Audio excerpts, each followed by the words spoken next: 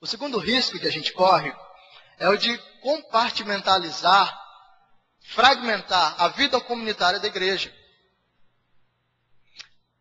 Continuando a ideia do ponto anterior, essa ideia é muito simples. Ao invés de nós criarmos uma cultura de respeito, de amor e de submissão, na qual nós continuamente vivemos em solidariedade e amor para com os nossos pastores, nós separamos o dia do pastor como o único dia especial no qual nós vamos demonstrar amor e respeito.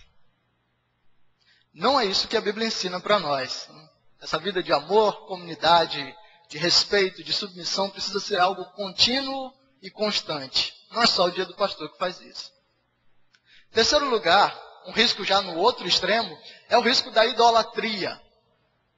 Algumas igrejas e algumas pessoas, de fato, transformam o dia do pastor em alguma coisa fora do culto ao Senhor. O culto ao Senhor se transforma no culto ao pastor. E eu penso que não existe nada mais constrangedor para o pastor de uma igreja do que perceber que os seus membros estão desviando o foco de Cristo e colocando o foco neles. Mas ainda assim, eu quero crer que esses riscos, embora estejam perto de todos nós, eles não de fato sejam aplicados aqui nessa igreja. Né? Que nós sejamos aqui ovelhas e cristãos, membros da igreja, submissos à nossa liderança, membros que vivem em uma contínua relação de respeito e amor, e pastores que desejam ver as suas ovelhas adorando a Cristo mais do que qualquer outra coisa, e não desviando o foco dele. Mas esses comportamentos errados nos levam a pensar sobre a relação entre a ovelha e o pastor de uma maneira mais ampla. Tantas pessoas hoje pensam no pastor como inimigo, muitas vezes. Outras pensam no pastor como um ditador. Há aqueles que pensam no pastor como um super crente, aquela pessoa que não passa por lutas, dificuldades, aquela pessoa cuja família é perfeita e cuja vida não tem nenhum tipo de limitação ou problema. Isso é ilusão. No ensinamento bíblico é o contrário. Os pastores são homens como nós, precisam das nossas orações, precisam do nosso apoio, precisam da nossa ajuda. E nós precisamos ter uma perspectiva adequada a respeito deles. E como é que a gente faz para ter essa perspectiva correta? Voltando ao texto bíblico. A Bíblia ensina para nós a maneira adequada de percebermos os nossos líderes e de respondermos ao seu ministério de maneira adequada. Por isso esse texto de Efésios 4 é tão especial para nós. O tema fundamental de Efésios é a igreja de Cristo. Talvez em nenhuma outra carta, Paulo trabalha de maneira tão intensa e tão clara aquilo que a igreja é e aquilo que a igreja deve fazer. E é mais ou menos isso que ele faz ao longo de duas sessões principais nesse livro. No capítulo 1 ao capítulo 3, Paulo trata sobre aquilo que a igreja é. Vejam, por exemplo, o capítulo 1 de Efésios, quando Paulo vai falar sobre a nossa redenção e como o Pai, o Filho e o Espírito Santo operam em nossa salvação de maneira tal que hoje nós somos selados pelo Espírito e agora podemos ter a certeza de que a nossa eternidade com Deus está garantida. Capítulos 2 e 3, Paulo vai desenvolver ainda mais essa ideia e falar agora da união entre judeus e gentios, completando e revelando assim o mistério da igreja.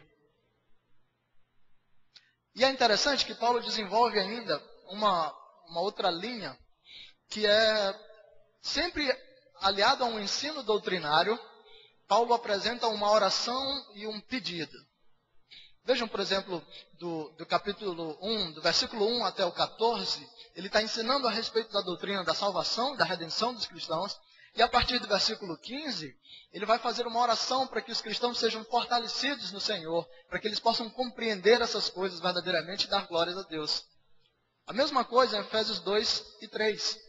Paulo, no capítulo 2, começa a falar sobre judeus e gentios e vai concluir isso, mais ou menos, lá no versículo 14 do capítulo 3. E a partir do versículo 15, ele começa uma nova oração, pedindo que novamente os cristãos sejam fortalecidos no Senhor e possam então dar glória a Cristo no meio da igreja.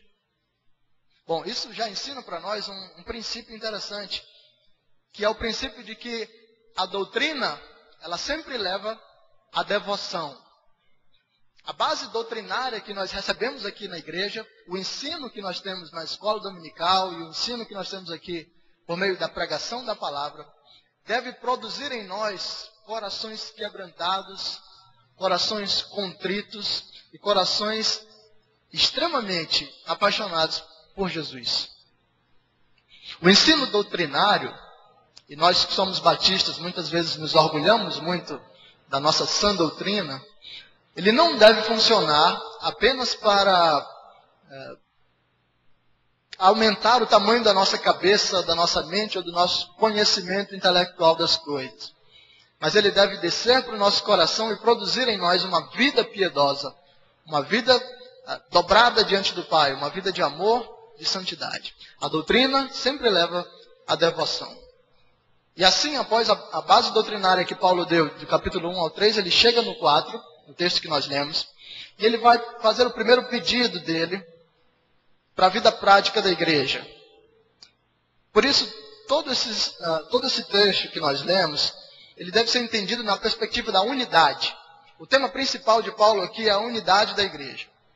E aqui nós vamos fazer, nosso expediente vai ser de observar esse texto como um mosaico. Talvez vocês devem lembrar aqui de algum mosaico em que de longe a gente observa a imagem completa. Mas quando a gente chega perto, a gente percebe que a imagem é formada de vários pontinhos. E cada um desses pontos que formam a imagem tem uma beleza própria e tem um significado próprio. Nós vamos observar o texto na sua perspectiva geral, do versículo 1 ao 15, e depois nós vamos observar como é que Paulo trabalha isso no ministério pastoral, do versículo 7 ao 15. Eu vou tentar cumprir tudo isso dentro do tempo que nós temos.